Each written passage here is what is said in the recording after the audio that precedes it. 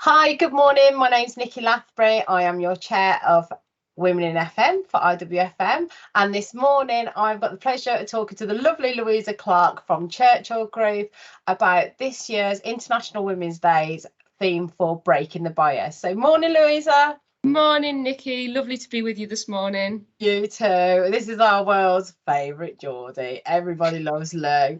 I am really lucky to have Louisa on my committee for Women in FM. She was part of my team on IWFM Midlands, and when the position came up for WIFM, I know this is one of her really big passions. So we offered her the opportunity to transfer over, and there's still a gaping hole on Midlands region where she was. No, there isn't. I know the team are missing you there. That's a solid team that is in the Midlands. Yeah, they're good eggs. They're good eggs. So tell us a little bit about your role in Churchill for anybody that doesn't know you. All right, so Louisa Clarke. I'm Managing Director for Operations for Churchill Group. So I'm actually in my 11th year. It was my anniversary on the 1st of March.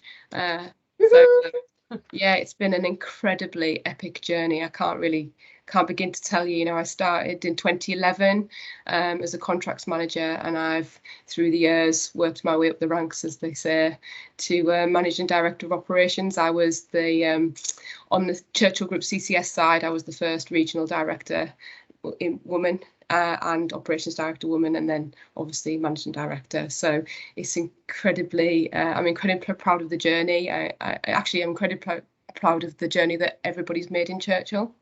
Excellent. So I look after a huge geographical area spanning from the top of Scotland down to just outside London and across to Wales and the Midlands as well. Wow. I have an absolutely fantastic team, predominantly soft services. So large portfolio, large client base, some absolutely fantastic people that work with me. Good stuff. Excellent. So, and talking about your FM journey, because obviously you joined Churchill coming out of the RAF, didn't you? Yes.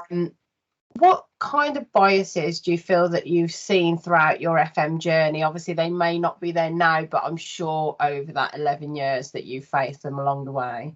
Yeah, I suppose right from, if we can just go back to my Air Force career, you know, I was 18 when I joined the Air Force. I joined a predominantly male trade, and there wasn't very many of us at all. And right from the very beginning, maybe I didn't understand it as well as I do now, because I'm older and more, I think, mature about things. But the biases were there right from the very start. You know, I was a female in a trade. There would be that, you know, there would be an element of bullying, I would say, in those days. I'd like to think that the military has changed a little now, but there was certainly, you certainly as a female felt that you needed to maybe work that little bit harder to be recognised, and that the opportunity for progression might not necessarily have been there for you as it was for others. And I think, to be honest, that created a degree of resilience in me, because actually what I really ended up thinking, I did 10 years in the Air Force. And I did do really well, actually, because I fought hard. So I got a commendation in 2004, and I was promoted. But I left the Air Force with the same resilience that I'd acquired whilst I was there. Yeah. And when I joined the FM world, again, certainly back in those days, and certainly now as well, it's still dominated. At the top, you can see there's lots of male. It's a male-dominated environment, but I joined with the same resilience and determination that I had back then, and I was absolutely, you know, prepared to go all of the way, no matter what, you know. So yeah, I think that those biases still exist. I think I do believe we're highlighting it more, and we are working towards a more gender equal workforce, but I think there's more to do, isn't there? There's more to do. Certainly from a female point of view as well. I think we do a lot of, we need to work on ourselves as well, in our internal, and how we feel, our almost being self-aware of ourselves and have a little bit more confidence in what we're doing, because we sometimes don't put ourselves out there in the way that we should. Yes. So I think there's that element. that we could work. I definitely agree with that. I would say one of the biggest things that stops women in their tracks is imposter syndrome. Definitely. And I come across it with so many women that we work with, and so many people that absolutely amazing at their jobs that other people look up to and they inspire. You being one of them as well. You inspire so many people, and that sometimes it's like, oh, I'm a bit nervous about doing this. It's like, why nervous? Well, you know, I said that to you before this, didn't I? Job. And it's like, what? You are Louisa Clarke. It's the job that we do every day, but yet we have that imposter syndrome, that little voice inside us saying, but somebody's better than me, or maybe I'm not doing a good job, or maybe I'm, you know, somebody's going to look at this and go, oh, you know, that person that isn't good enough. And actually that's just your self voice. That's that little person inside of you. And us women, we need to work on that. We need to work on the other voice, the one that says, no, you are good enough. Yeah. You are brilliant. You are able to achieve these things. You are able to strive forward and do the best job. And so there is a degree of self-awareness, which, you know, that I'm very keen on the mentoring and the coaching side of things. And what I've learned over the last year or so is how to work with my team and other people and individuals to try now to work around that. How do we give ourselves, you know, that oomph up to achieve our goals? But going back to biases, you know, and having self-worth bit and being self-assured is that sometimes we think that, you know, maybe our accent. I am from the northeast. I'm not quite Geordie. I am from the northeast, but you know, I think when you're in a room full of people who speak differently to you, you could maybe think that maybe that accent gives you you know, is something that people don't. You know, it sounds quite common, the northern accent. I think. You find though that so many people love the accent up in the northeast. Like obviously I've got a Birmingham accent that was terrible, and I used to go to meetings and try and hide my accent, and then I got to a point where I become really comfortable with myself, and I was like, why am I doing this? Actually, people don't get me to work on their roles and engage me for my accent. They engage me for the fact that I'll get the job done and find the best people for them. And then I thought, well, if I don't feel comfortable in my own skin, what message am I sending out to other people coming up through the ranks that are other Brummies out there that think, oh, if I've got an accent, I can't get promoted? I'm like, stuff that. This is who I am. This is authentic me. And I'm not going to be everybody's cup of tea, but do you know what? Don't have to work with everybody, and not everybody has to like you. I'm there to get a job done. And once I found that inner peace, I found so much more calm and confidence in what I was doing that I realised I didn't have to appeal to everybody. And I think that is part of the gift that now having my own business, I used to think those things when I worked in a corporate, because it's like, oh, am I on brand with a corporate image, or what are they going to think if I say that? But there's no one to tell me off now, so I've just become more comfortable. That's freeing, isn't it? That self-acceptance all of a sudden, actually. And by the way, I love my accent, by the way. So when I said some people might think it sounds common, I mean, I love it. So, but you're absolutely right. That whole, once you realise that actually it's about you and about what you can deliver, and not about your accent and maybe even weight as well. You know, I will happily, it's very difficult, but I'll happily tell you that I wasn't comfortable being, I was a size 20. I'm not anymore, and I was uncomfortable with that because I assumed that people would judge me based on my position and my weight, and that was I'm not saying it wasn't right to have that, but it's how I felt, and it's because we create these biases that we think that people will think that because we're overweight, we're uneducated, or we have an accent, so we're not clever enough. And actually, I said it's all about being self-aware, and I think as well, part of the coaching that I've been doing has been around unconscious bias, and it's one of those things that we all have it. We'll all sit there and go, no, I'm not unconsciously biased, but the word says it. It's unconscious bias. Yeah, you don't realise you're doing it. There are a couple of tests you can do. There's one called the IAT test, and if you do it, you'll be very surprised, and it will tell you, it'll say, you know what, you do have a bias. And all of a sudden you think, oh, I do have a bias. And it stems from, you know, everything from social media to childhood, to the way you were brought up, to the people you surround yourself with, to absolutely everything. But people have this unconscious bias. And I think the most important thing we can do is be aware of unconscious bias, because once you're aware of it, you can start to then manage how you think about things. So for example, when we're talking about the recruitment process, now understanding that I might have an unconscious bias makes me think differently about my candidates and about who I'm bringing in, and not writing them off right from the very start because they don't look the way I think maybe my brain thinks they should, or they don't act the way, they're not the right age that I thought they would be. But how many good candidates are we missing out on? Or are we not, you know, how many people around the table aren't there because all of a sudden our unconscious biases go, no, it's right off, don't want that one. Yeah. And that's the biggest challenge as well. We're in a massively talent short market at the moment, and trying to get across to clients, well, they've not worked in this environment. No, they haven't. However, they've worked in this and this environment. That's actually more challenging than that environment. So if they can do that, they can damn well do that. Oh, they've not written a bid in this, but yeah, they've written a bid in this and this, and they've had lots of success in it.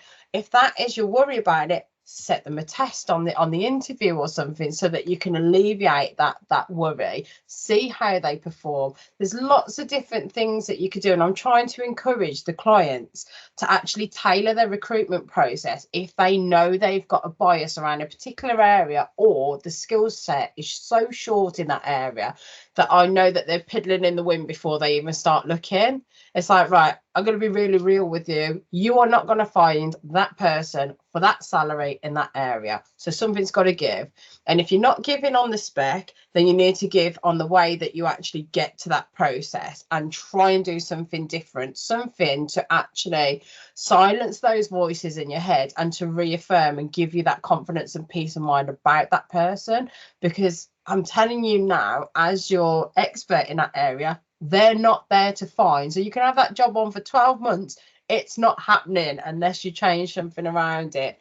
Thankfully, we do work with some good clients that will listen to us, but the clients that don't listen, I've got to be honest, and I just tell them, I'm not the right agent to help you, because you're not going to find that person. They're not there. Doesn't matter how long you look for them. You're looking for a bloody unicorn that poops pink fairy dust on a Wednesday. I think it's that thing, you know, about you've had certain people in the role and then they haven't lasted, and then you've recruited somebody else into that role and they haven't lasted, and then you've got to start asking the question, why? Is it the person, the role, or is it the person recruiting into that position? Yeah. Or is it the environment? Is it what's happening once they join and get on board? Like, onboard is a massive thing, and people don't give it the respect that it needs, because you only get that one chance to make a first impression, and how people respond on that onboarding process is as how that impression of how you make that candidate feel about your company. It's you telling them how much I care about making you feel easy at your most vulnerable time when you start a new job. Exactly. Yeah. And a lot of people just don't get it. But like what's been really interesting for us is actually, again, coming back to that self-worth again, having the confidence to turn work down and saying to clients, we're not your right partner for this, we can't work with you on that, you need to work with another agency. I think you're right. You have to live by your values. I'm a great believer that, you know, if your business has a set of values, and your morals and your values you should be aligned. So don't just say you do the right thing, or you always seek better, or put people first, as Churchill would. Do it. And I 100% believe as a business we buy into that, and so it is about people first. But lots of companies, I think, have those. They put the values out there, but do they actually live by them? Are they really doing the right thing? I was just going to say one other thing. It starts from the really beginning as well. So I think it's about companies educating their workforce, especially those people in the recruitment piece, about unconscious bias. Because if you just start with that level of training and awareness, then when it comes to the recruitment piece, they'll start to slow down and think differently about how they recruit. So it's just delivering that training, I think, right from the very beginning, because I have to be honest with you, until maybe a year ago, I hadn't really considered unconscious bias. And because I hadn't considered it and I wasn't aware of it, I wasn't thinking about it. So I wasn't recruiting in the right way. Yeah. So as soon as somebody gave me that education, then it changed the way that I feel about recruitment and the way I feel about people as well, in terms of what I'm looking for. Yeah, absolutely. I think I think also around the management piece as well. We were talking earlier about women not putting themselves forward. I delivered a workshop to Lambert Smith Hampton, and they'd got all their FMs in for the day, and they're really, really super passionate about that sort of stuff and getting things right, making a change, changing culture and moving it forward, and trying to explain to them about different ways in which male and female go through their careers, etc., and helping them recognize that yes, you have got some really talented women there, but those women might not understand that they are talented. And that's so therefore when you have a role that's coming up for promotion within your team, sometimes you may need to go and tap those people on the shoulder and say, actually, I think you're doing a cracking job. I think you should put yourself forward for this. We'd like you to go for it. There are 3 other people going for the job. And also say to them, let's do some gap analysis on your skill set, and let's get us like a training plan in place, so that they know what they're working for. And I was encouraging their teams to actually go to their bosses and say, okay, what do I need to do to get to the next step? What else do I need to learn? Who else do I need to go and get information from? I said, because you might have completely different personalities within your team, and one person's an expert in one area, somebody's an expert in another area. Get them together and do a skill share.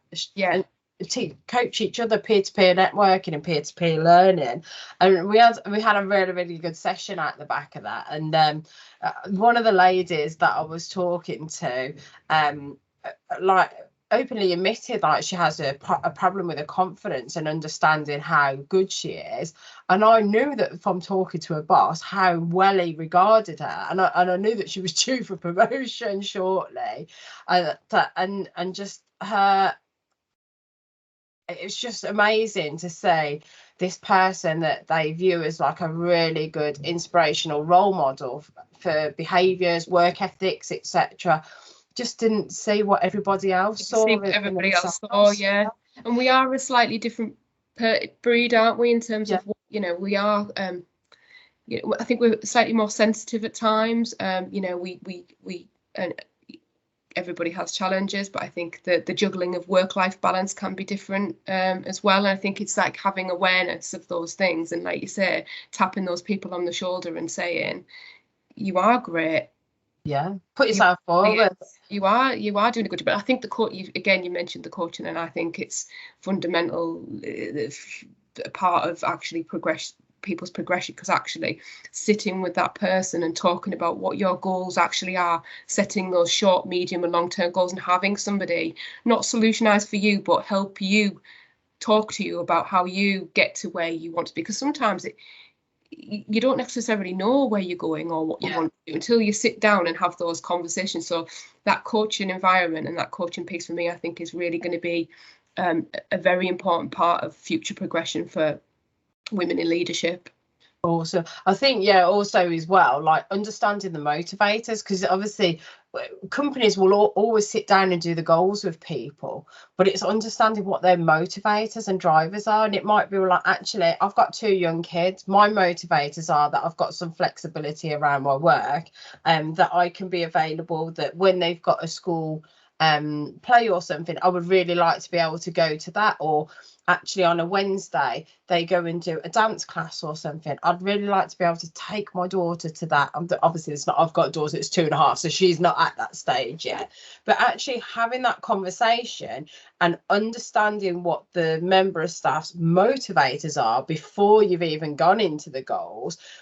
Then when you come to things and you need to reward that person, but you don't always have budget to do it, that allows you to be able to shape and tweak what you've got to play with.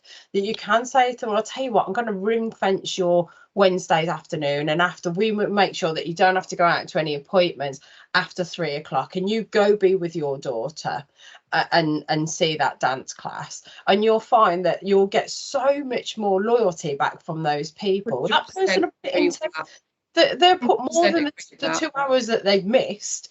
They will be so loyal to you, and that's what's trying to get across to teams. There's different ways to actually reward people and to help be able to retain. People work for people, Nikki. They don't work for like necessarily for, you know, that micromanagement piece. It's very difficult to get people to buy in and want to be. Salary's lovely, right? It's nice to get paid. We all like to get paid, but actually people work for people, and the minute that there's a degree of trust and you create that environment that you've just talked about, where there's a degree of flexibility. Obviously not all roles can accommodate that, but when you've got a role that can accommodate that, then the degree of flexibility and the trust and the empowerment piece are far more powerful than the salary themselves, the salary in itself. And that's where people want to stay, and they want to buy into it, and they want to do a really good job for you, for the business, for everybody around them, because they understand where their bit fits in. And that's really important. And I think that's about creating that culture, that really good working culture with people, where they know that they trust the people around them. And as I said, it isn't just always for the salary, is it? And I think that's how you keep good people as well. It's the last thing on the list at the moment, the salary. It's about, you know, what do you your values as a business, do you really live by them? Yeah. Are you, you know, we all know ESG is a huge thing at the moment, but I think, you know, absolutely it's the right thing. Are you doing the right thing by our people, our planet, and everybody else around you? So and I think obviously the networking, we talked a little bit before that, didn't we, about networking. But creating networks, joining networks is really important for those female leaders, or those ones that are coming up the ranks, ready to get into their first leadership positions. Find your network, find your people, tap into them. Women, you know, there's women out there who can support you, and men who can support you, and because we shouldn't forget them either.